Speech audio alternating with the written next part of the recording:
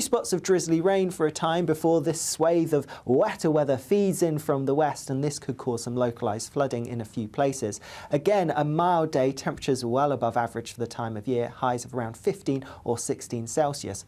A bit of uncertainty as to how quickly that rain pushes eastwards and clears away, but it is likely to push away as we go through Sunday morning, but could be a wet start, at least in the southeast. Otherwise, Sunday does look like a largely dry day, just a few spots of rain around before something more unsettled comes next week. Bye-bye. That warm feeling inside from Boxed Boilers, sponsors of weather on GB News. Wake up to the headlines with Headliners every morning at 5 a.m. We treat you to the day's biggest stories before anyone else, 7 days a week. You can catch up on everything you need to know before you've even had your kippers. Headliners every morning at 5 a.m, only on GB News, the People's Channel, Britain's news channel. Good afternoon, Britain. Weekdays from midday. Chris, what is the preferred way in which the police go about their business at the moment? There's these two strands of thinking: evidence-based policing versus bobbies on the beat. It's very, very difficult. The problem that police have got, basically, is that they're too thinly spread, and it's too much is expected of them. There's a long list, isn't it? Every month we hear police need to do more about this, police need to do more about that, and police do their best. They're overwhelmed with bureaucracy. I mean, when I was a young PC, if I took a shoplifter in, then I'd be in and out within an hour. You take a shoplifter in now, and you're doomed for the rest of your shift for 6 or 7 hours dealing with the bureaucracy. Police want to get back in those communities because community policing is really the core of policing. But such are the demands on their time at the moment, and the bureaucracy, and the fact that they are struggling now to retain experienced officers.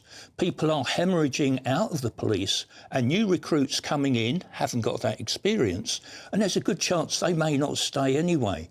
So there's all sorts of problems. And for the Home Secretary to glibly say he wants more done, frankly, clearly shows he's got no understanding of the pressure police are under, and of course the constant criticism that they face across the board. Very rarely do you actually hear of police officers getting praised for acts of bravery or acts of compassion.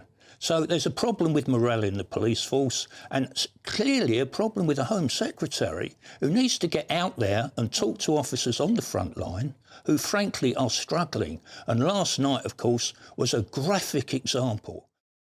Every Sunday from 11, join Michael Portillo. There will be topical discussion, looking at the week before and the week to come. So kick back and relax at 11 a.m. on Sundays on GB News with me, Michael Portillo. GB News, the People's Channel, Britain's news channel. When the news happens, it happens here. And really important breaking news. Breaking news this morning. On TV, radio and online, the news starts here on Britain's Newsroom. All the biggest stories and the answers that you need from across the UK and beyond. Join Britain's Newsroom from 9:30 on GB News. The People's Channel, Britain's news channel.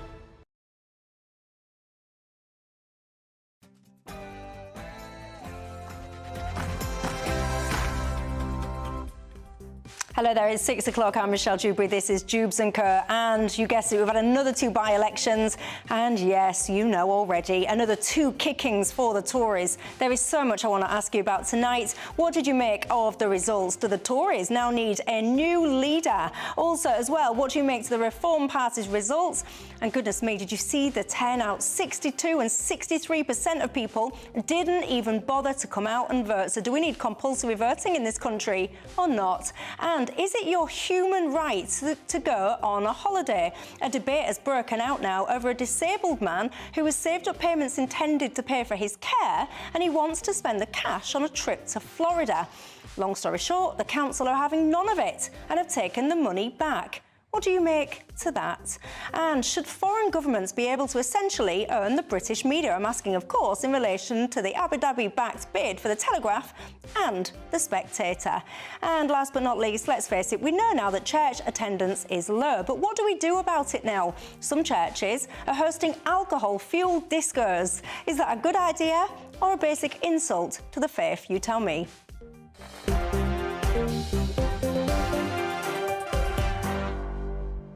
Yes, indeed. I've got all of that to come and more in the next hour. But before we get stuck in, let's cross live for tonight's latest news headlines.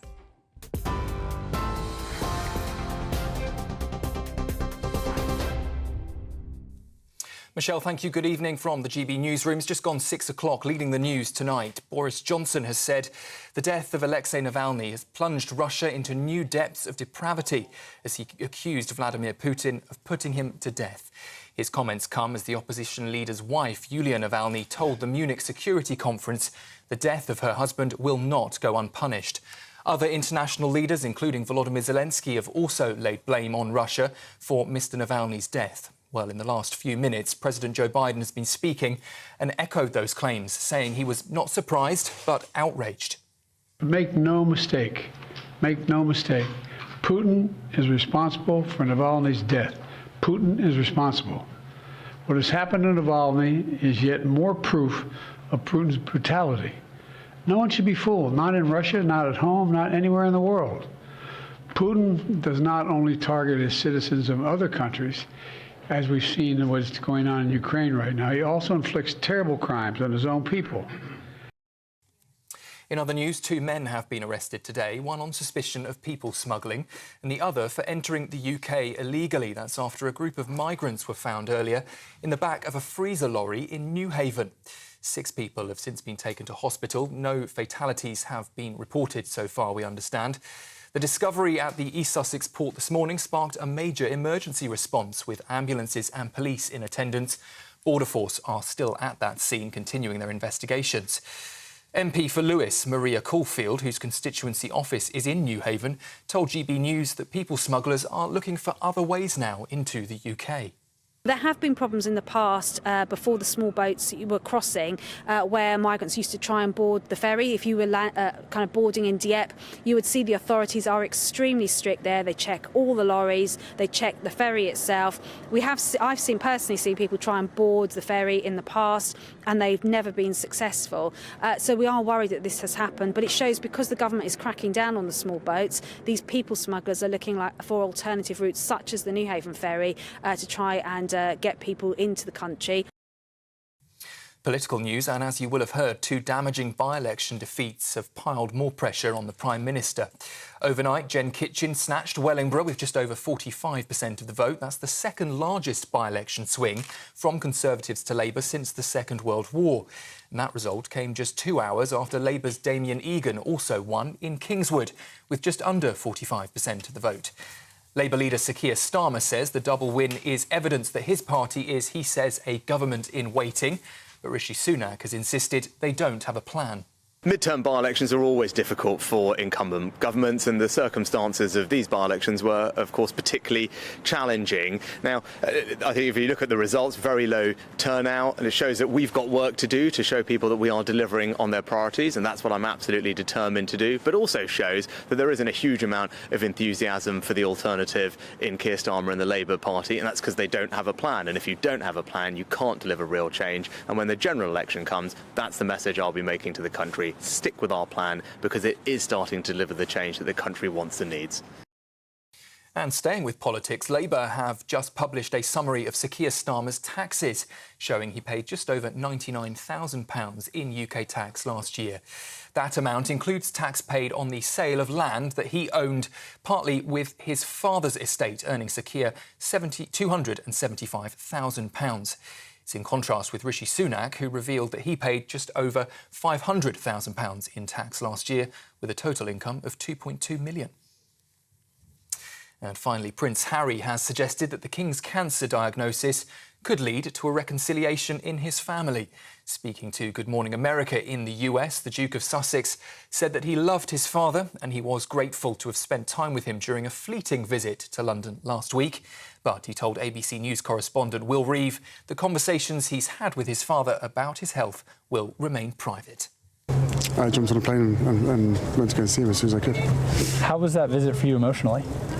Look, I love my family. The fact that I was able to get on a plane and go and see him and spend any time with him, I'm grateful for that. What's sort of your outlook on his health?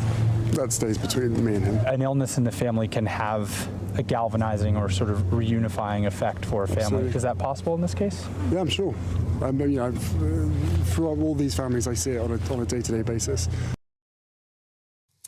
Those are the headlines. To stay across all the latest stories, you can sign up to GB News Alerts by scanning the QR code on your screen.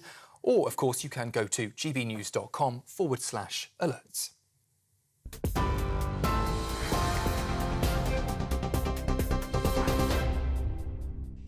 Thanks very much for that, and happy Friday, everybody. We did it. We're almost towards the end of another working week. They're flying by at the moment, aren't they? Anyway, I'm Michelle Dewberry with you till 7, keeping me company. I've got the former leader of UKIP, Henry Bolton, and the political commentator, Joe Phillips. Good evening to both of you. And you know the drill, don't you, on this programme? It's not just about us, it's very much about you guys as well. So what's on your mind tonight? You can get in touch all the usual ways, gbviews at gbnews.com, or you can tweet or X me at gbnews. Now, of course, what else can I open the show on, everybody, apart from the fact we had not one but two by-elections, of course, taking place last night. And I suspect, I don't think I'm going to spoil it for you, I suspect you already know that the Tories took an absolute kicking at both of them. Of course, I'm talking about Wellingborough and Kingswood. I've got to say, Labour, of course, won both of these seats.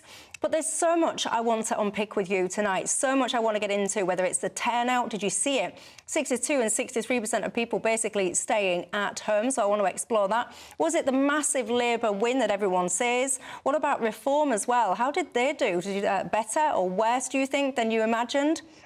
And is it time that we have a new Tory leader or not? But let's look then, shall we, at how Labour reacted to their win last night. Wow, you know, what a result. I think of all the elections in our Isle's long history, this is the second biggest swing there's ever been. So we were feeling increasingly upbeat as the campaign went on, but I never saw that sort of victory coming. I mean, we're just blown away. Henry, I'll start with you. What did you make to the election? I will be putting the results up on the screen as well. We will recap everybody's memory. But what was your kind of key takeaway from the events of last night, early hours this morning? Well, I disagree. Labour didn't win it. The Conservatives lost it. Right. Both of them. And there was a much smaller turnout, lower turnout than in 2019. And my takeaway from this is that there are a whole lot of tens of thousands of people out there who are politically homeless. They don't want to vote Conservative at the moment. They don't see any reason to, but they don't want to vote for anybody else either.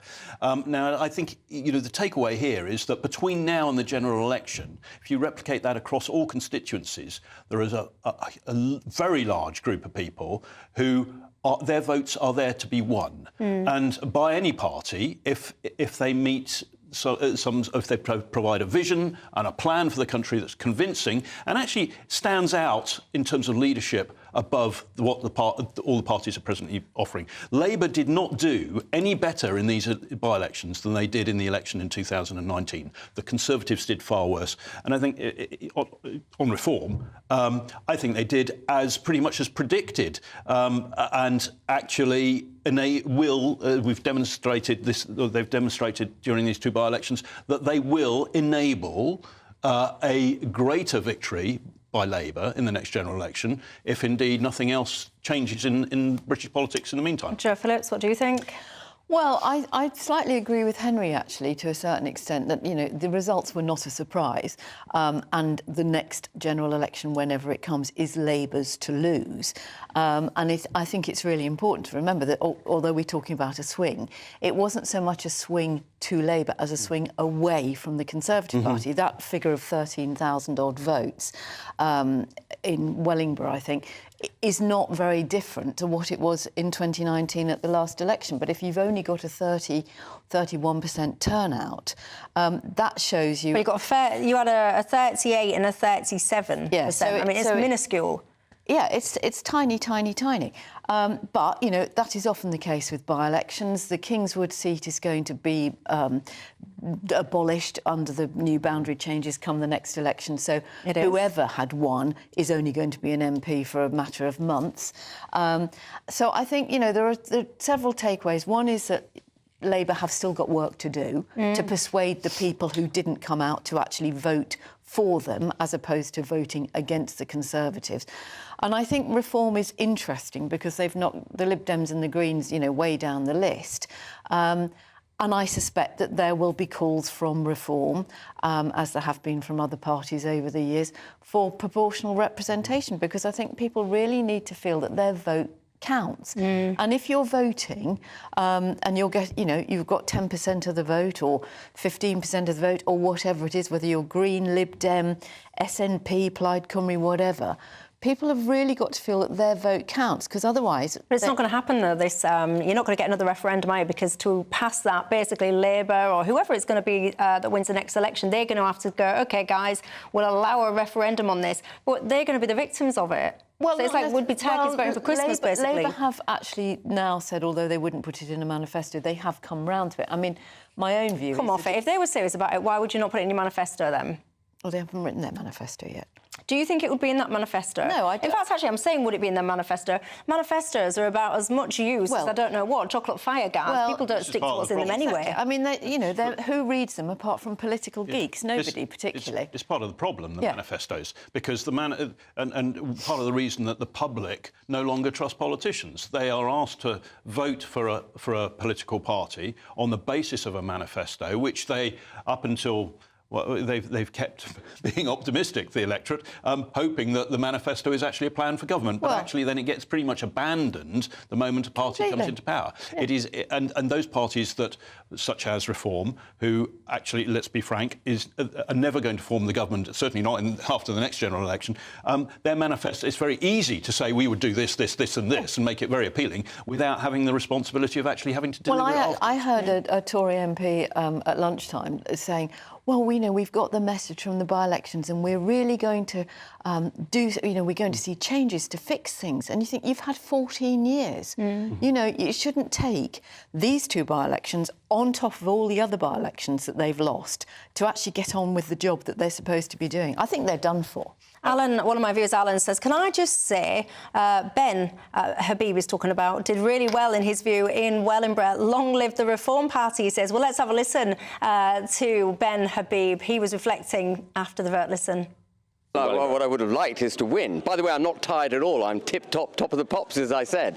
We've done really well. You know, look at Reform. Reform is an insurgency. It's a new business, isn't it? We started 3 years ago. 3 months ago, we did 5% in Tamworth, slightly less than that in Mid-Bedfordshire. Today, we've done 10% in Kingswood, where people were saying we were going to lose our deposit. We've done 13% here, which is more than our national polling. This is a staging post in the growth of Reform UK's recognition, in the growth of people's understanding of what we stand for.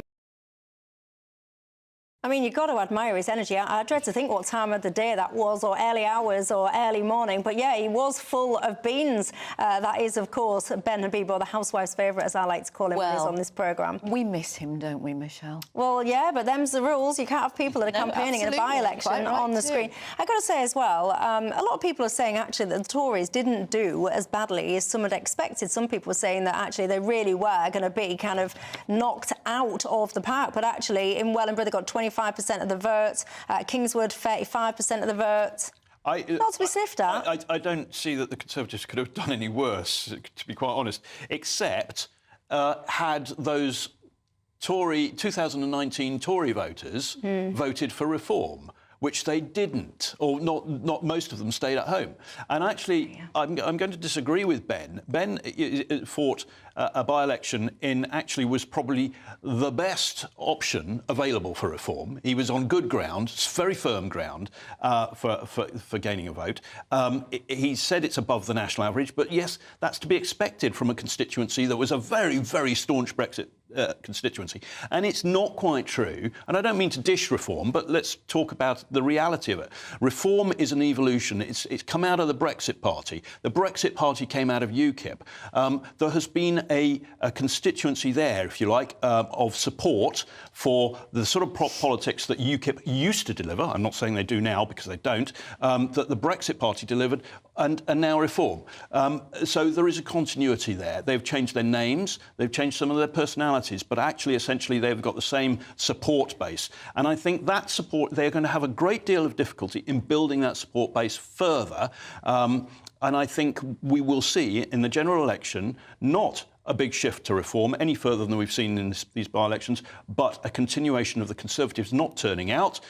We will see a low turnout unless the Conservatives, and I do think there is an opportunity for them to change course. There is. Will they? I doubt it very much. Could they? Yes, 100% they could. Would that involve changing the captain of the ship?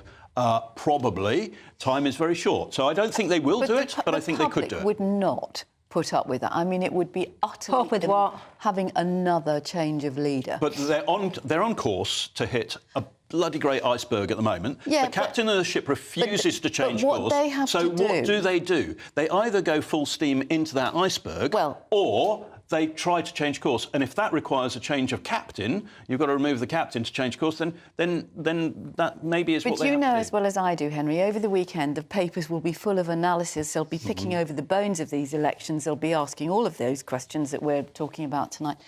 But what the Tory party has done since the beginning of Brexit, if you like, and UKIP before that, was they have moved further and further to the right. Now, whether the Tory party splits and those who are to the further of the right join Reform, which may happen, may not happen, and whether the rump of the Tory party goes back to its sort of older, more patrician values, if you like, more centre ground, because there are a lot of Conservative voters, particularly the sort of not older people, but sort of middle-aged people who can see that their kids can't get on the housing ladder. They know they can't get dental appointments.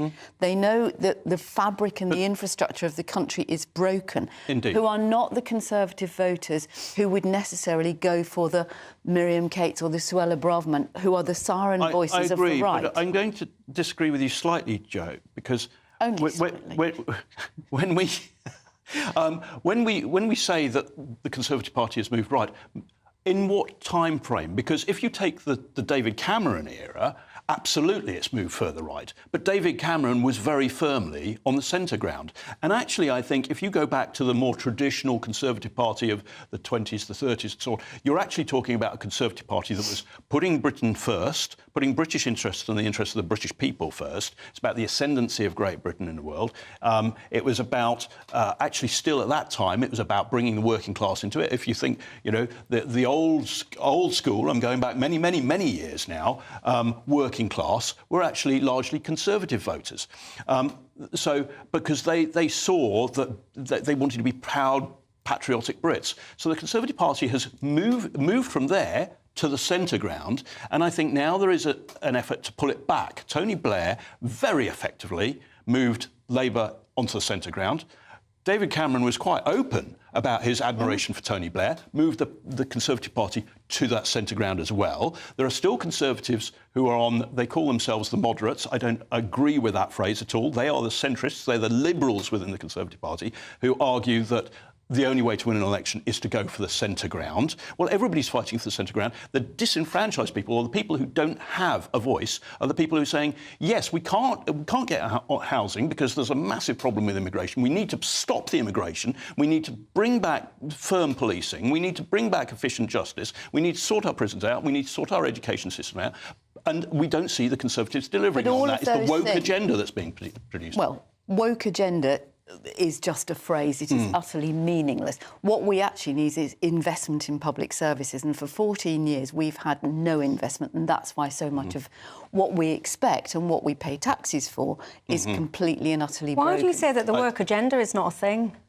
I think it's a very easy way to criticise anything and anybody who seems to think that we can move on, perhaps. We could move on from not you and I going into a garage and not having to see a topless woman behind a packet of peanuts on a calendar. No, but I think there'd be a lot of people out there watching or listening to this, perhaps, that absolutely does think that there is a work agenda going on. They would point to actual tangible things. They would say, for example, all of these this obsession with diversity, not to the point of equal opportunity, because I completely agree with that. Everyone should get access to the same opportunities and should be treated fairly and respectfully with dignity and all the rest of it. But people would argue about engineered equality of outcome. That's not necessarily always the right thing. People would talk about this whole notion that seems to have just crept in without challenge into discourse and into educational settings, that biological men, can become biological women. That just seems to, I don't know how that's even, we've got to the point where that is not laughed at, actually, quite frankly. It's not true. There are some things, and you're right, Michelle, there are some things that are absolutely extreme, and there are some companies and organisations that have milked it and manipulated things like diversity without stopping to think about it. But if you think about something like mental health, for instance, lots of people will poo-poo the idea that we shouldn't be talking to men about mental health. 600 people who work in the construction industry committed suicide last year. Yeah, well, actually, suicide is the biggest cause of death, I think, for men. Is it under 50? Is that the stat now? But I know it's a huge figure, isn't it? Anyway, lots that I want to talk to you about. Someone just got in touch with me and said, what about compulsory voting? We need to do what Australia do. She says, absolutely, I'll explore that after the break. But also, I want to ask, is a holiday a basic human right? I'm asking because a disabled man has put his direct payments away, at least part of them, to fund a trip to Florida. Long story short, the councils, having none of it, have taken the money back. What do you make to it all? I'll see you in 2. I'm Andrew Doyle. Join me at 7 o'clock every Sunday night for Free Speech Nation, the show where I tackle the week's biggest stories in politics and current affairs with the help of my 2 comedian panellists and a variety of special guests. Free Speech Nation, Sunday nights from 7 on GB News, the People's Channel, Britain's news channel. In the GB Newsroom, we bring you the news as it happens. With our team of dedicated journalists across the UK, we're ready to give you accurate reporting every day. When the news breaks, we'll be there with bulletins on GB News, the People's Channel, Britain's news channel. Patrick Christie's Tonight, weekdays from 9 p.m. Ken, do you find the Union flag, the Union Jack, divisive? In some situation, but as Simon quite clearly stated, and I agree with everything that he says in regards that there's situation when people use it for ulterior motive to cause fear, alarm and distress. We saw that with the far right when they came up to saying protecting the Churchill statues and things of that nature. But largely on the large whole, even I wave the St. George's flag on a sporting occasion. And I don't see anything wrong in raising the Union Jack or the St. George's flag so long as the intention is correct. And as he says, Mr. Brockhurst, he served for the country and he should have every right to be proud of what he's done and the way that he wants to display it. All right, Simon, what do you make of this kind of, I would argue it as like student social media-based politics, where you get these pillocks from the Green Party or whatever saying, oh, it's divisive and I can't believe it. It will be legal in this country to do... Do those people need to get out more? I was on the streets of Stratford earlier on, an incredibly diverse place, speaking to a massive range of people right across different age demographics. I couldn't find a single sausage who said to me that they thought that this guy from the Green Party was right. He obviously has absolutely no attention from anybody, and this is his way of finding attention. Both Ken and myself, we both agree that nobody should use any symbol of national identity to offend others deliberately, because that's just inflaming a situation. There's so much sensitivity around so many things today, and people do get offended by so much so quickly without any rhyme or reason. GB News, unlike other broadcasters, isn't obsessed with the London-Westminster bubble. We think there's a nation beyond the M25, and that's why we talk about the issues that matter across the land. Join me on State of the Nation, 8 to 9 o'clock, Monday to Thursday, on GB News. Daisy's listening, and you should too.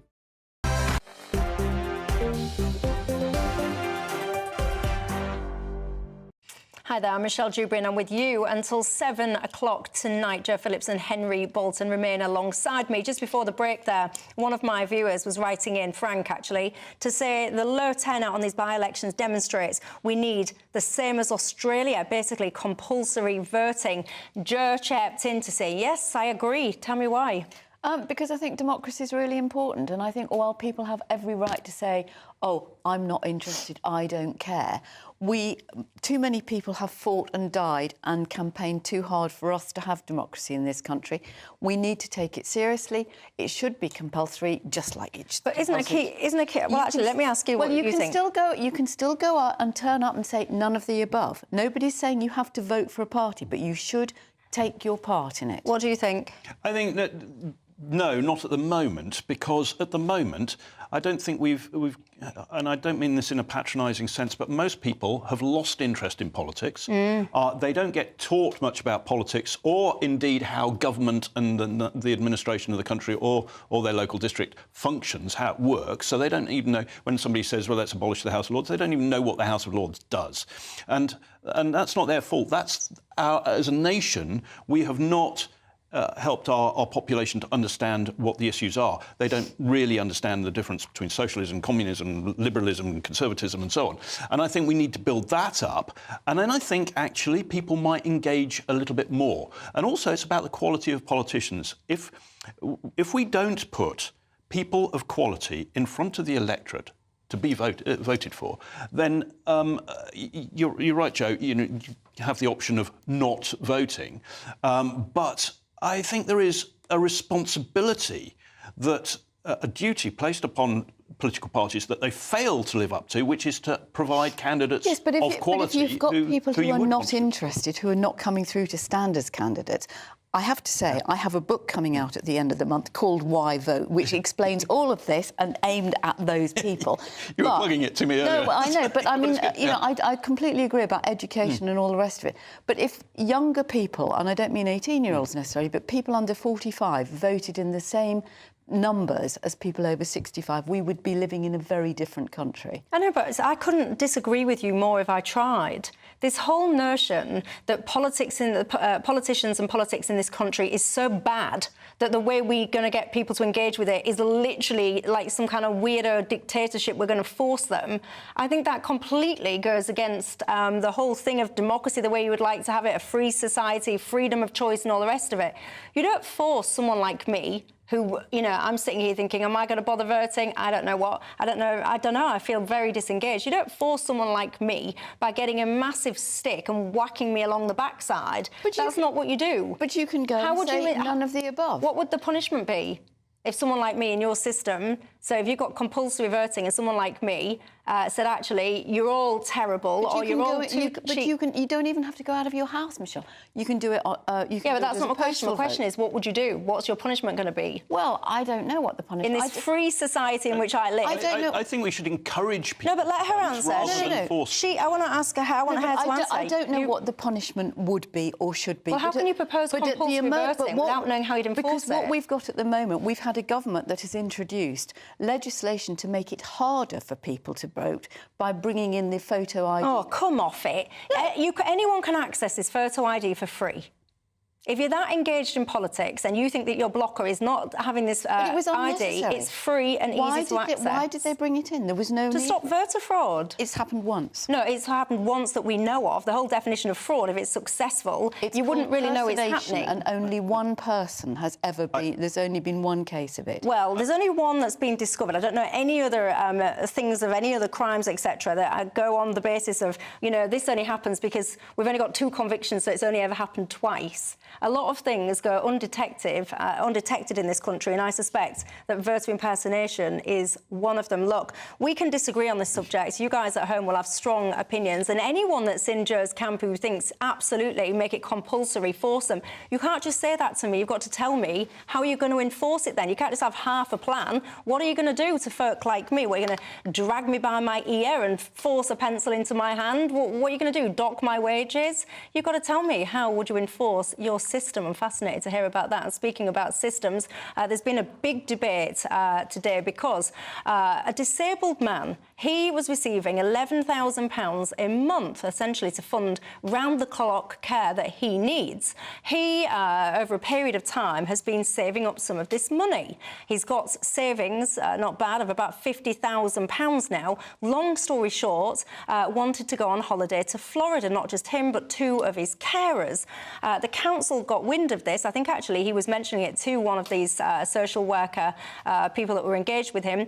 The council then took the money off him and said that he couldn't use this money for this holiday to Florida. Anyway, he's trying to do a GoFundMe now. A lot of people are chipping in. They want to help him get his holiday. But this premise about whether or not you should be able to take your care payments, essentially, and save them up and put them on holidays, do you agree with that, Henry? This is a tricky one. Look, part of the funding for people like this gentleman, it provides for going to cafes, going to cinemas, going to pubs, this sort of thing. So it's actually quite a good system. It's tricky. What if the person doesn't want to go to the pub or doesn't drink tea or coffee? Does that mean they don't get the opportunity to spend that money on something else? So there is that question. The other thing is that the council, as I understand it, in this particular case, have said, look, actually, we will fund care for you if you go to Florida, but it will have to be local. We will employ people in Florida to take care of you. Yeah, or they'll fund the wages of his current carers, but they won't fund the travel and accommodation of them. So, I mean, there has to be a limit. What if he wants to go on a round-the-world cruise or whatever? So I actually think, whilst there is a question about what freedoms people in his situation get in terms of how they spend the money that's allocated to them, I think there is a question as to, we need to highlight that the council has actually tried to assist in this case. So I don't know the specific details, but the whole question, I think, of how we take care of people in the community and how we ensure that they've got a quality life is one that we need to continue to have a debate over. And I'm not trying to sort of get out of this in any way, but if we look at how people 25, 30 years ago with his sort of condition were treated, it was an appalling life. They didn't have much quality of life at all. That has changed, thankfully. Thank goodness. And there are still teething problems. I would like to see this gentleman go off to Florida. I think, other people can go on holiday. If he's saved money that is effectively income for his leisure, then fine, he can fund his trip. But you see, this is the key dispute. That is the key. What you've just said then. He is funding his own trip. No, that's not the bit. No, Henry, that's not. No, you're missing the point. The bit what you've just said then is if he wants to take this income and use it to spend on holidays, then that's free choice. But this is the nub of the matter, because what the council is saying is that these direct payments for care are not a form of income. So they are literally payments to fund care. So it's not for you to pick and choose this and that and the other. Entirely. And but this is a dispute. This is a dispute that the council's having. So what the council's saying is, if essentially we've paid you more than you want or need, then we want that surplus back. Yeah, and I gather from reading the article that some of the money that was put aside that wasn't spent was during COVID, when obviously a lot of those things... Now, you might argue that the council were remiss in carrying on paying that when it couldn't be used for things. And it's a benefit, but it's a different sort of benefit because it does allow an element of free choice. And I think Henry's absolutely right. As far as I can see, the council have offered to pay for care when he gets to America. He's paying for his own flight there. And I'm sure the specialist travel company that he's travelling with will provide support and help for him to travel. Now, he may obviously prefer to go with people who he knows and who attend to him every day. But those people must have holidays or get sick, so there must be cover. I think... I don't know. There's a part of me that thinks there's a bit more to this than meets the eye. Well, I listened to the whole podcast. So where this whole kind of the articles and all the rest of it have actually come from. So I've listened to this gentleman, and his friend comes onto the podcast as well to explain these kind of things. And what he's saying, he's got a life-limiting disability. He doesn't know how long he will have left to live. He's actually lived beyond what is normally expected on average for this condition. And what he wants to do is go on holiday every year for as long as he possibly can. And I guess the nub of it is that point about if there is facilities made and payments made for someone's lifestyle, which some of these payments do go towards that, because it's not just a basic, you know, we're going to pay for you to have the basics. It is like a lifestyle element as well that contributes to the well-being of that person. Should those payments have continued when all of the essential leisure facilities, etc., cinemas or whatever, which has been referenced, that was closed down?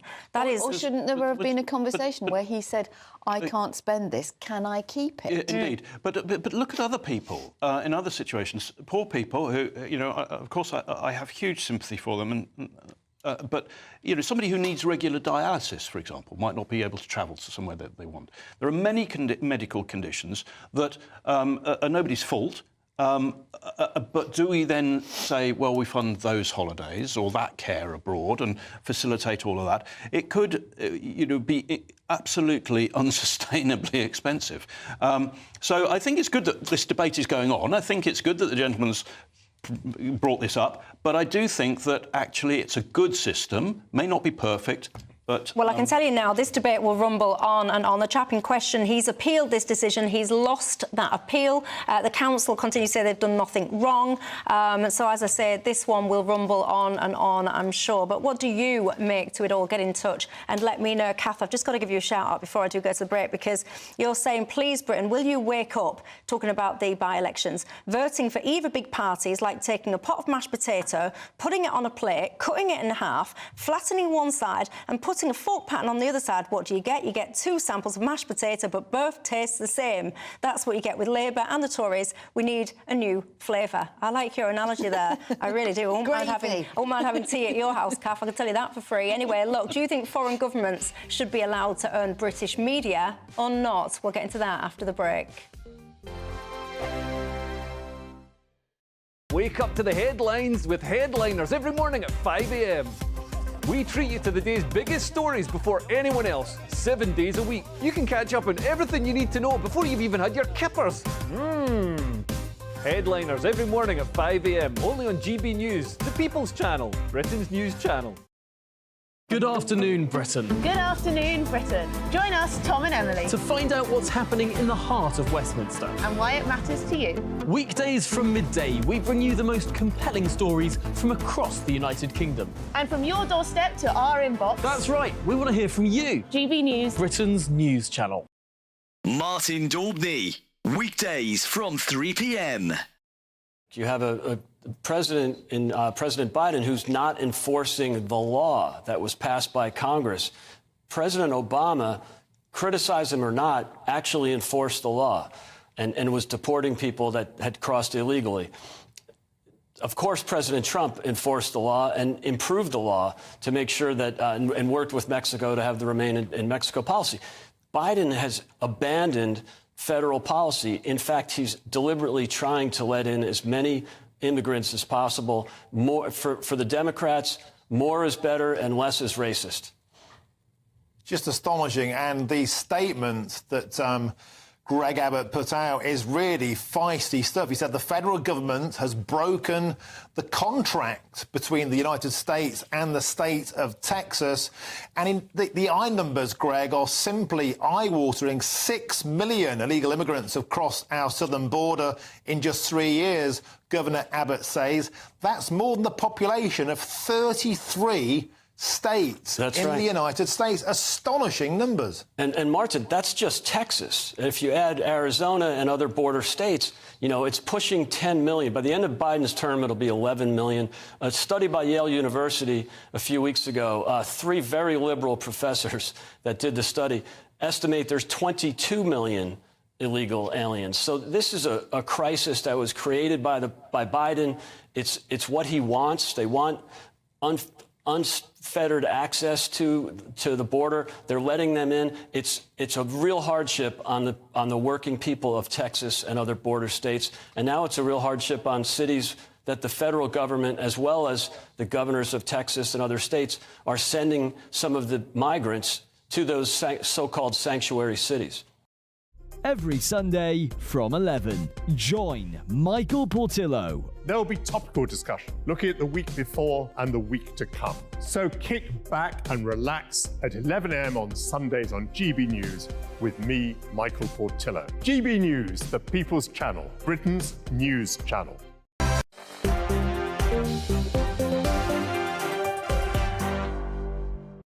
Hi there, I'm Michelle Dewberry with you till 7. Former UKIP leader Henry Bolton alongside me, as is the political commentator Joe Phillips. Al says, talking about the elections, the by-elections, first past the post, we've just been talking about that. He says, if you enable that, essentially the will of the voting public will continue to be frustrated. He thinks that things are bad now, but would be worse, perhaps, under that system. He says stay-at-home voters will determine the outcome of the election.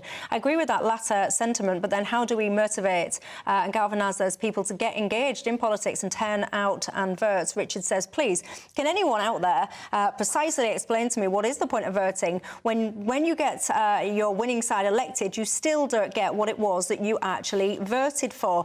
I think that you make a very good point there. Diana says the Tories are doomed and therefore they have nothing to lose at all by changing their leader. What do you make to it all?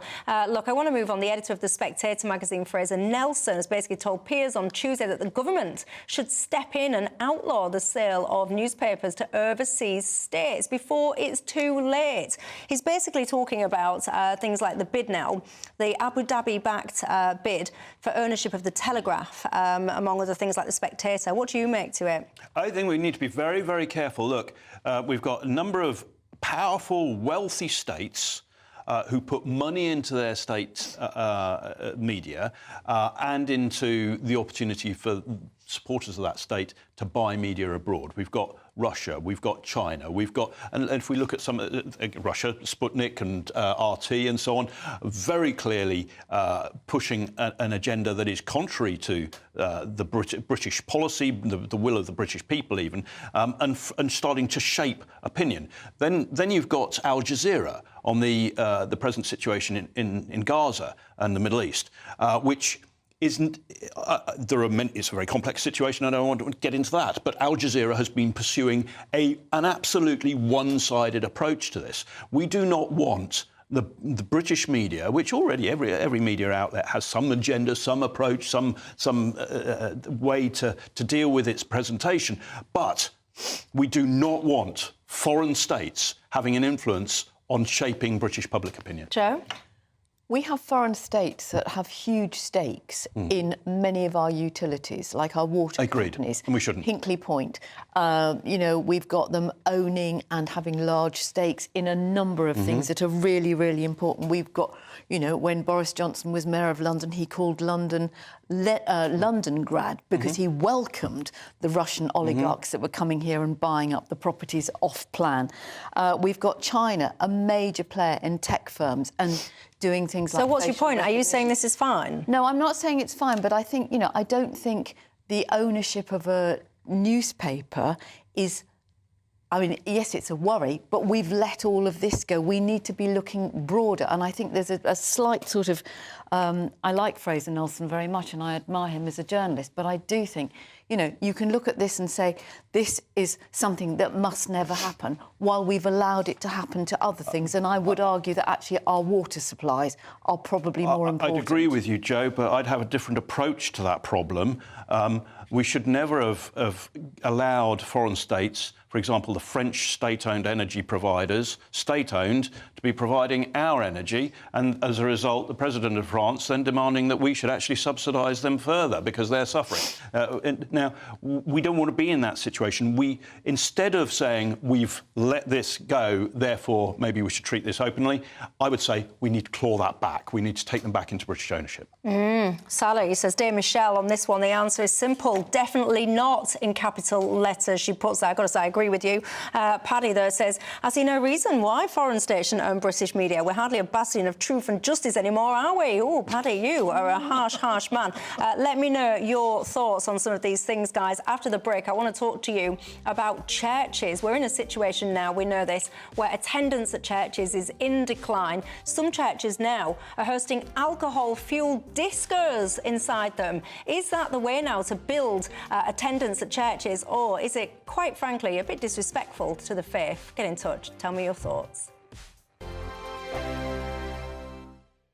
Tired of the usual focus-tested, pre-prepared Westminster runaround? Well, so am I. So you want higher taxes? Is your department to blame for this? Are you rethinking this policy? Every Sunday at 9:30, I'll be sitting down with those in power to get the truth about the issues affecting you. Let's be honest, we've known about the cost pressures of this project for years, not months. That's the Camilla Tominey Show, a politics show with personality. On GB News, the People's Channel, Britain's news channel.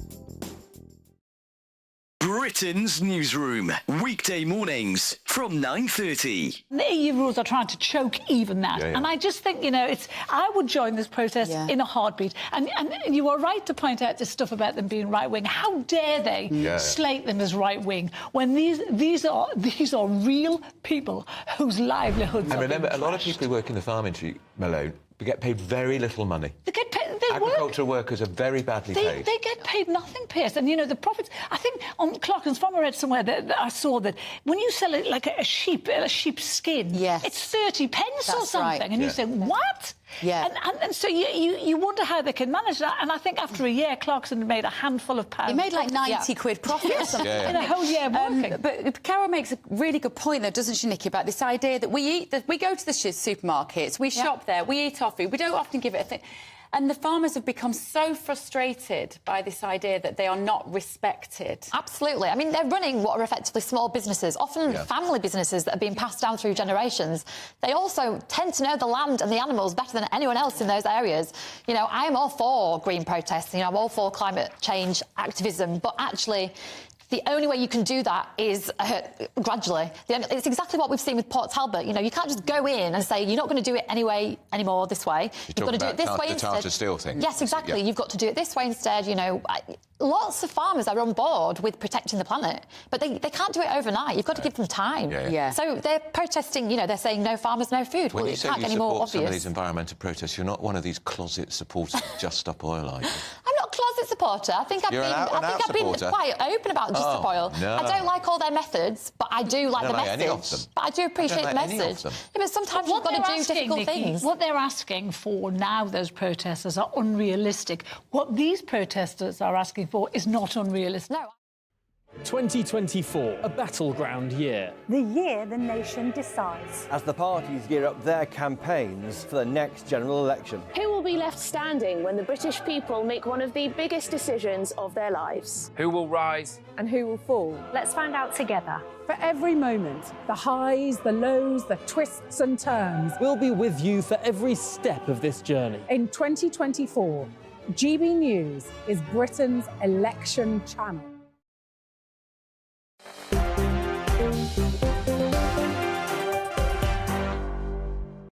Hello there, happy Friday to you. I'm Michelle Dewberry till 7. As I just said, it's Friday, so Dewberry Tavern is officially open. Cheers to the weekend. My favourite part of the week, quite frankly, can't lie. Alongside me remain Henry Bolton and Joe Phillips. So good cheers to you guys and everyone else at home. Let's talk churches, shall we? Because over 2,000 churchgoers have signed a petition to stop new silent discos taking place in historical churches up and down the country.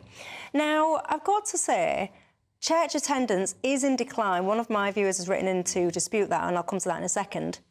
But what do you think to this notion that churches should be housing now, like alcohol, I have to say, you can get alcohol at these places, alcohol-fuelled silent discos? The right time of the week, you'd be able to get alcohol anyway in the church. Indeed, but not under this context. No, not in this context. No.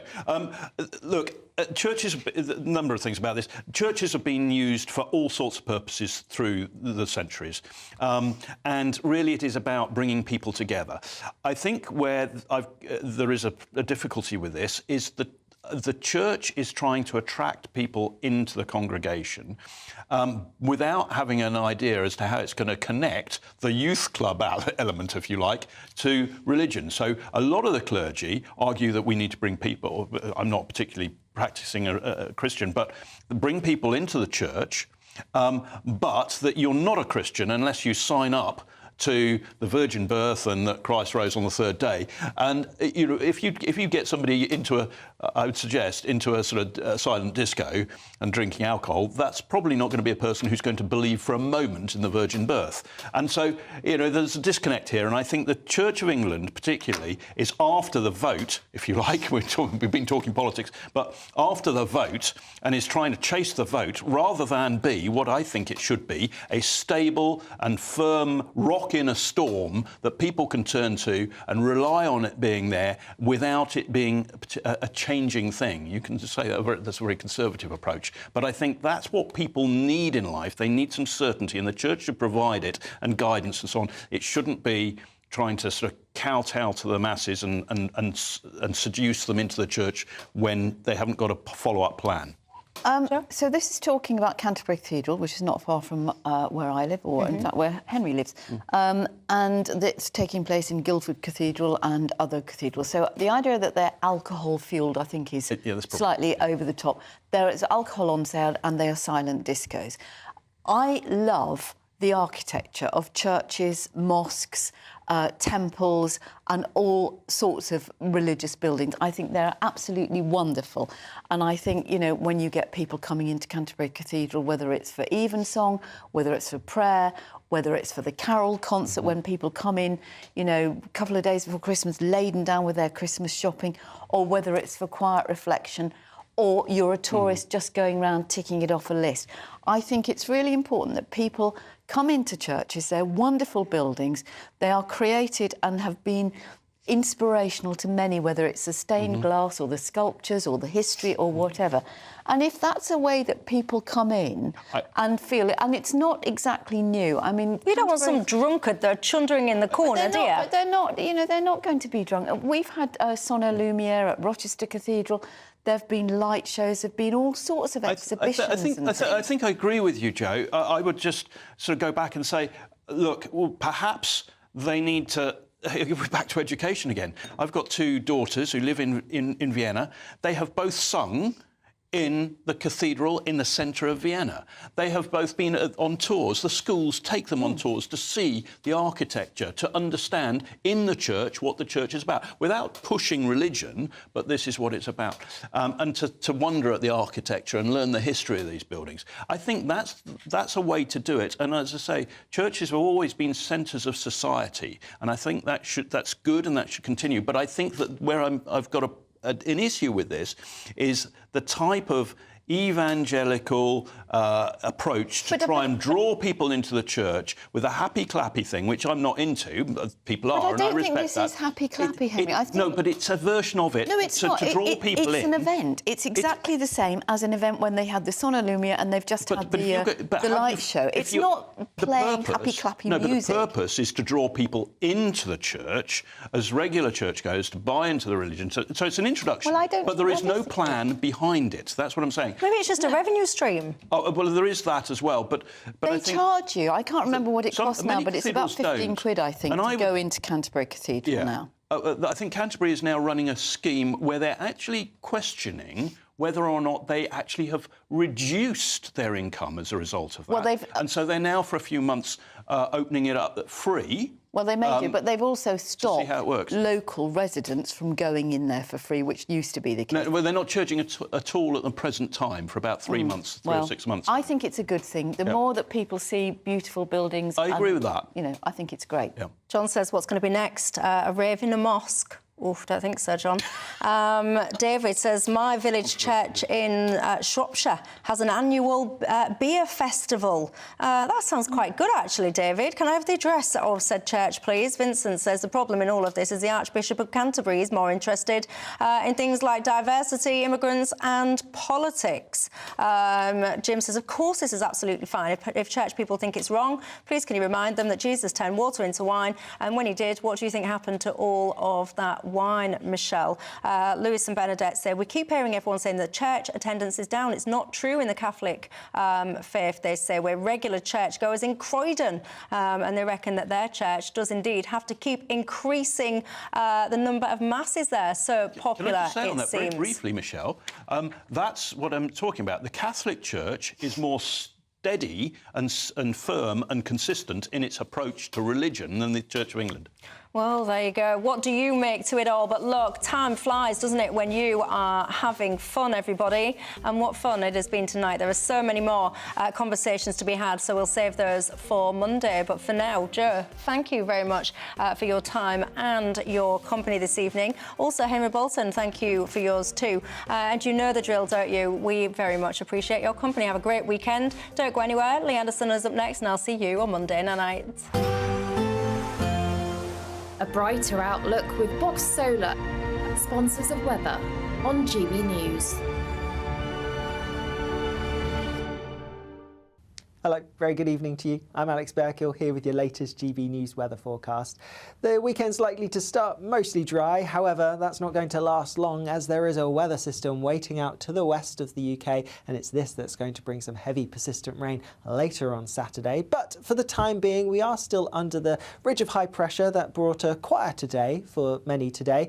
However, we are going to see a bit more cloud pushing in from the west as we go through the night, and this cloud will bring some outbreaks of drizzly rain. All the time towards the east and the northeast, some clearer skies. It may turn a little fresher than some recent nights, perhaps dropping to low single figures across parts of Scotland, but many a mild start to the day tomorrow. The best chance of any sunshine tomorrow will be across the east and the northeast early on. Otherwise, it is going to turn pretty cloudy for many of us. That cloud bringing a few spots of drizzly rain before more persistent heavy rain pushes in from the west due to that system I pointed out earlier. Temperatures, though, will stay on the mild side, not quite as high as they were earlier on in the week, but nonetheless several degrees above average for the time of year. That heavy rain in the west then feeds its way across the whole of the UK as we go through Saturday night and into Sunday. A bit of uncertainty as to how quickly it pushes through, but it could bring some impactful weather, especially across England and Wales. As we go into next week, and whilst after a mostly dry day on Sunday, I think we can expect some further heavy rain and strong winds by the middle of the week. Looks like things are heating up.